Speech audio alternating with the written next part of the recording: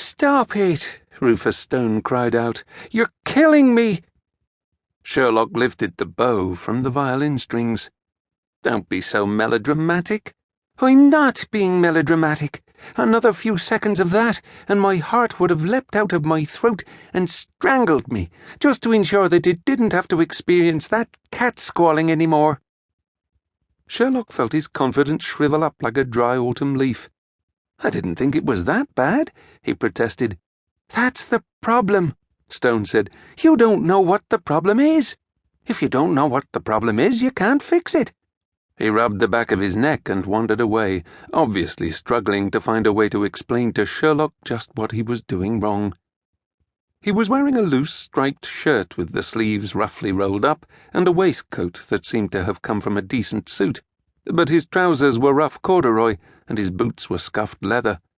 He swung round to look at Sherlock for a moment, and there was a kind of wild bafflement in his face, along with what Sherlock realized with a sickening twist of his heart was disappointment. Sherlock turned away, not wanting to see that expression on the face of a man he considered a friend, as well as a kind of older brother. He let his gaze roam around the room they were in, anywhere so that he didn't have to look at Stone. They were in the attic of an old building in Farnham. Stone rented a room on the floor below, but his landlady had taken a shine to him and let him rehearse and practice his violin and teach the one music student he had so far taken on in the expansive attic area.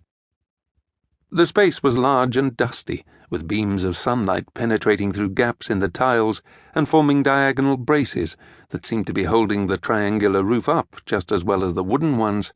The acoustics, according to Stone, were marginally worse than a hay barn, but considerably better than his room. There were boxes and trunks stacked around the low walls, and a hatchway off to one side that led down via a ladder to the upper landing. Navigating the ladder with a violin case clutched in one hand was tricky, but Sherlock liked the isolation of the attic and the sense of space. One day, he thought, I will have my own place to live, somewhere I can retreat from the world and not be bothered, and I won't let anyone else in. Pigeons fluttered outside, blocking the sunlight momentarily as they roosted. Cold penetrated the attic, fingers of frosty air finding their way through the spaces between the tiles. He sighed as he opened the case. The violin felt heavy in his hand and somehow clumsy, as if he had never picked one up before. The music stand in front of him held the score of a piece by Mozart, a violin transcription, according to Stone, of a famous aria, The Queen of the Night, from an opera called The Magic Flute. The black notes captured between the lines of the stave were, as far as Sherlock was concerned, like a code, but it was a code he had quickly worked out, a simple substitution cipher. A black blob on that line always meant a note that sounded like this, unless there was a small hash in front of it that raised it slightly to a sharp, or a small angular letter B that lowered it slightly to a flat. A sharp or a flat was halfway towards the note either directly above or directly below the one he was playing. It was simple and easy to understand, so why couldn't he turn the written music into something that Rufus Stone could listen to without wincing?